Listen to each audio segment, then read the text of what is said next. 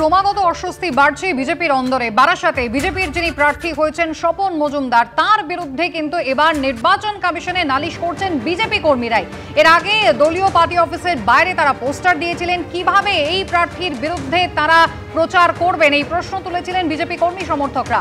যখন বনগাঁ দক্ষিণের এই বিজেপি বিধায়ক তাকে যখন বারাসাতের লোকসভার প্রার্থী করলো বিজেপি, একেবারে শুরুতেই তৃণমূল কংগ্রেস তাকে ড্রাগ মাফিয়া বলেছিল এবং সোশ্যাল মিডিয়াতে তারা পোস্ট করেছিল।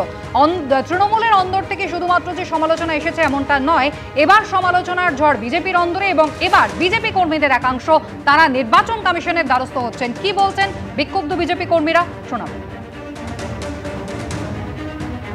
আমাদের মান সম্মান সব চলে গেল, আমরা মানুষের কাছে মুখ দেখাতে পারছি না।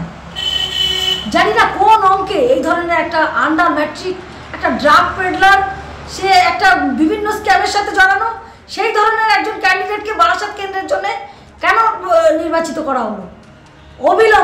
অবিলম্বে পার্টির উচিত এই পার্টিকে, এই ক্যান্ডিডেটকে বদল করে নতুন সিদ্ধান্ত নেওয়া।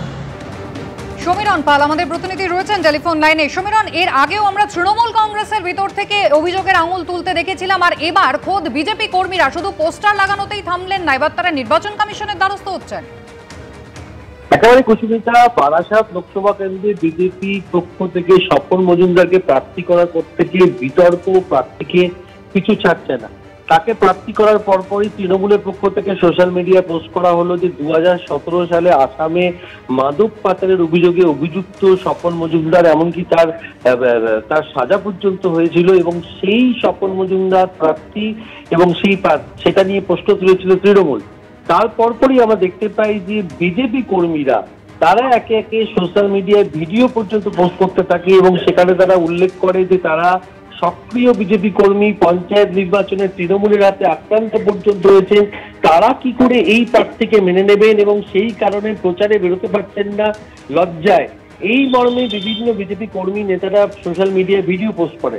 তারপরে আমরা দেখতে পাই যে বারাসাতে সাংগঠনিক জেলা বিজেপির যে দপ্তর হরিতলা মোড়ে, সেখানে একাধিক পোস্টার, পেপার কাটিং, অর্থাৎ 2017-তে যে মামলায় অভিযুক্ত ছিলেন স্বপন মজুমদার সেই সংক্রান্ত কাগজের কাটিং দিয়ে পোস্টার দেওয়া হয়।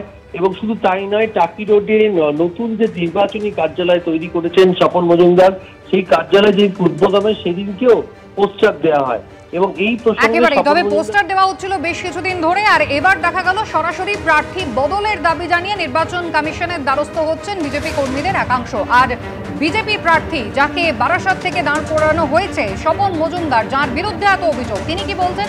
তিনি বলছেন পুরোটাই হচ্ছে তৃণমূল কংগ্রেসের চক্রান্ত, এরা বিজেপির কেউ নয়। এটা টিএমসি করাচ্ছে তাকে দিয়ে। আমি শুনেছি তার আর্থিক অবস্থা বেশি ভালো নেই, কিছু অর্থের বিনিময়ে সেগুলো করছে, তাতে কিছু যায় আসে না। স্বপন মজুমদারকে আর স্বপন মজুমদারকে দেখে টিএমসির চোরগুলো ভয় পাচ্ছে, ঘরে ঢুকে গিয়েছে, তাই ভাবছে বিজেপির নাম ভাঙিয়ে যদি কিছু করা যায়, কিচ্ছু লাভ নেই।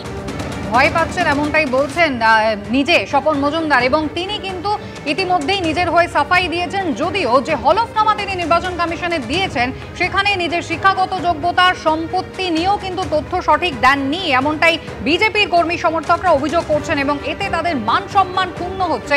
স্বপন মজুমদারের হয়ে প্রচার করলে এমনটাই বলছেন তারা প্রার্থী বদল চান এই লোকসভা নির্বাচনে। বারাসাত থেকে তারা অন্য কাউকে চান বিজেপির প্রার্থী হয়ে নির্বাচন কমিশনে, এমনটাই তাদের দাবি, তারা জানাবেন বলে জানাচ্ছেন।